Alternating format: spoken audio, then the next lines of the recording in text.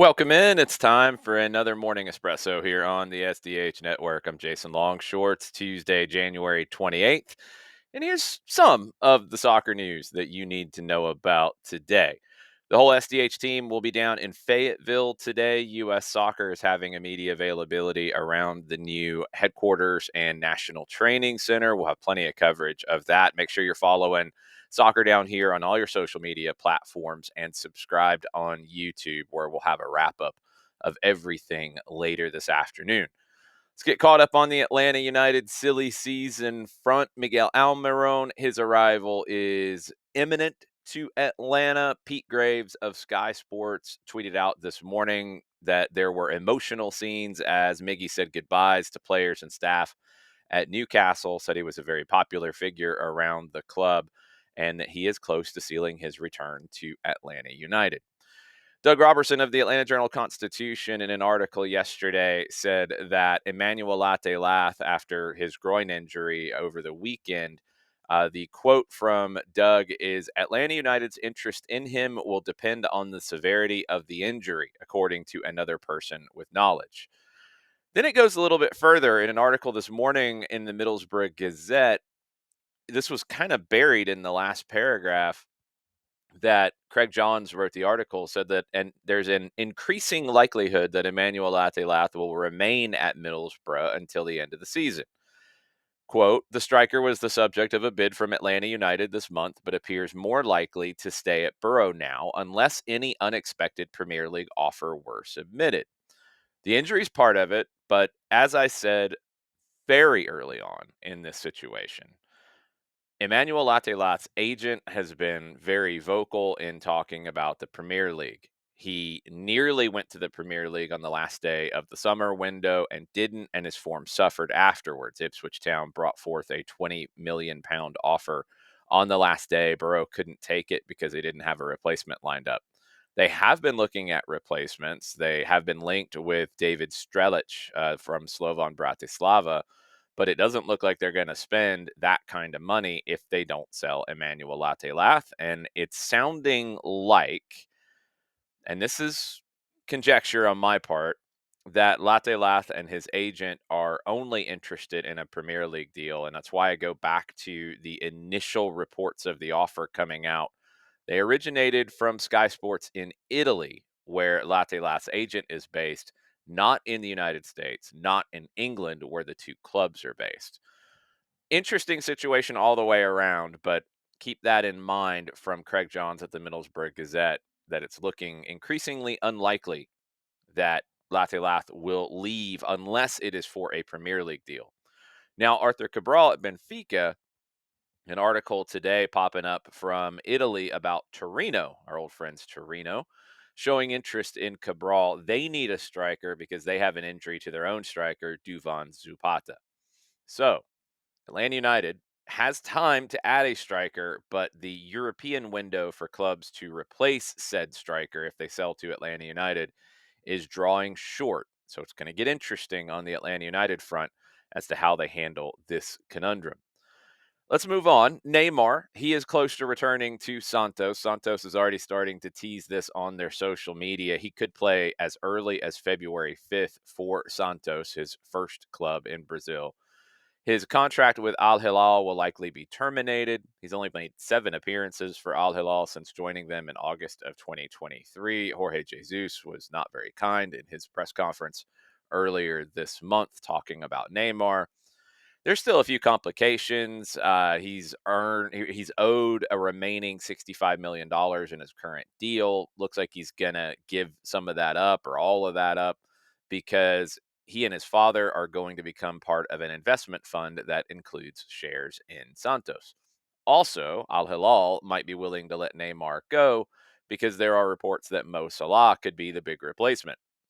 That would be ahead of the Club World Cup. That would make the Club World Cup very interesting from the Al Hilal front. Juventus center back Danilo, he's left the club by mutual consent, reportedly going to return to Brazil and join Flamengo. Stuart Kettlewell, he stepped down as manager of Motherwell in Scotland, and he cited the personal abuse that he has received during a bad run of results. 3 straight losses. They've won 1 of their last 9. Kettlewell told the club that his family didn't want to attend games anymore due to the abuse. He's been in charge for 2 seasons. He has developed young talent. He's generated great transfer income for the club, which is not a big money club in Scotland. The chief executive pointed out last week that the club were outperforming teams with bigger budgets. He reluctantly accepted the resignation. It's an absolute shame that this happened because this shows one that managers are human beings and they do hear the abuse and they do feel the abuse and their families feel it. Motherwell has done better than they should be doing based on how much they're able to spend. And for their manager to be run out of the job by, I'm reluctant to call them supporters of the club because obviously they're not supporting the club when they're running out someone who has done a good job. Results don't always tell you the real table, the real picture of how someone is doing in that job.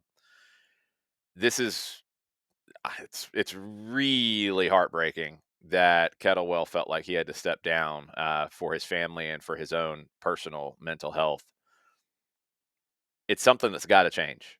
And look, I know a lot of you out there have the opinion that because you buy a ticket or because you bought a shirt or just because that you can say whatever you want and it doesn't matter. And that these people should deal with it because of what they're getting paid.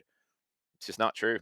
It's just not true. If you want to support the club, really support the club. If you just want to yell at people, man, do it somewhere else. This is really rough to see that Stuart Kettlewell stepped down due to abuse that he and his family have been receiving.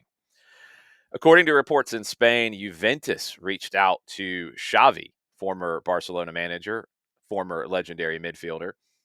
Remember, they lost their first league game last weekend. They do have 13 draws and they're in 5th place.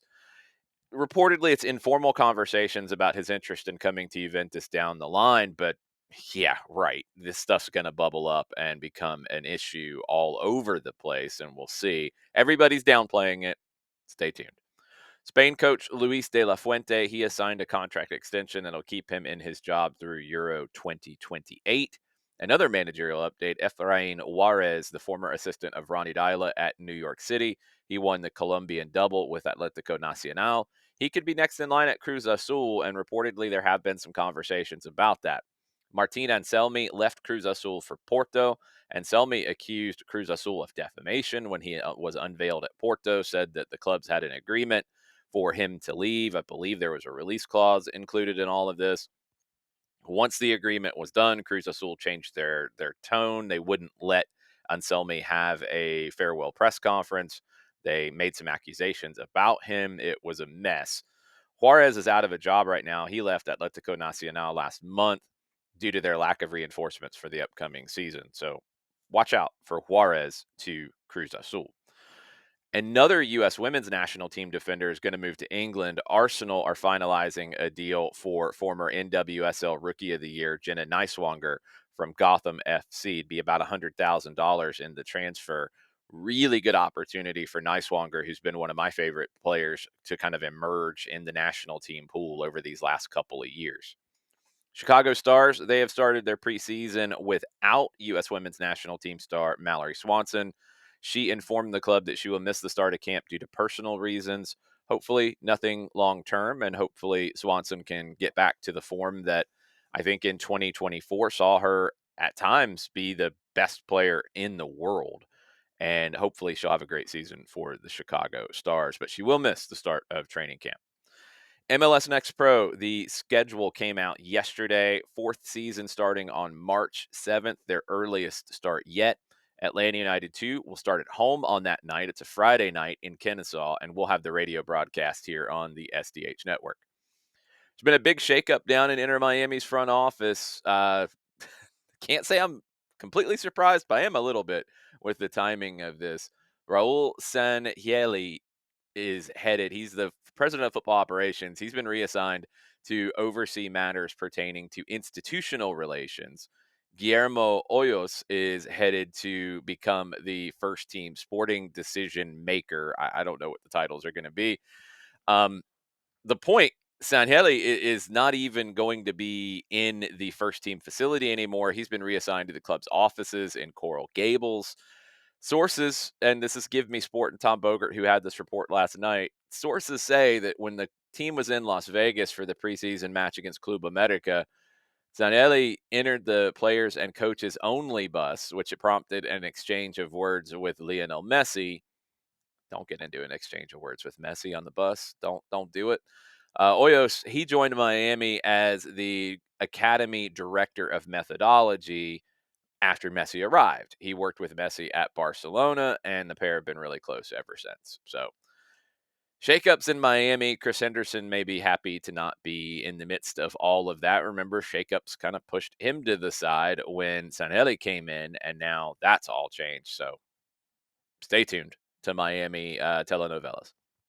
New York City, they have sold 18-year-old defender Christian McFarland to Manchester City.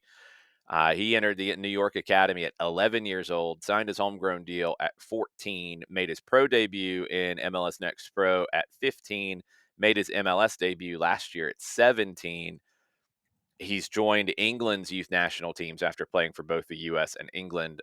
I'll be really curious to see what his ceiling is. I think there's other players who are frankly better than him at the same age in MLS Next Pro and in MLS. I haven't seen him really turn that corner yet. I think he has all the potential to, but it hasn't quite happened for him yet. We'll see if the move to Manchester City, and I'm assuming another loan somewhere, will help unlock him a little bit more. Columbus Crew, they have made a transfer. Marino Inestrosa is permanently headed to Atletico Nacional. Columbus will retain a sell-on fee. He spent the second half of last season on loan at Atletico Nacional, 4 goals, 3 assists in 28 games. No Champions League games today. It's decision day tomorrow in this new format. All 36 teams are playing. We'll talk about that tomorrow. We'll talk about all the other updates. We'll talk about our trip to Fayetteville for the U.S. Soccer National Training Center headquarters media event today. We'll have tons of footage. Make sure you're following Soccer Down Here. Make sure you are subscribed to Soccer Down Here on YouTube. Tons of things coming up for you. No live show this morning.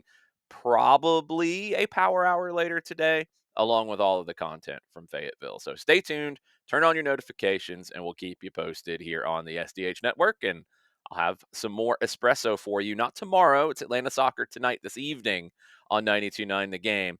But we'll have some espresso for you on Thursday. And we'll see if Miguel Almiron will be in Atlanta by Thursday. Stay tuned.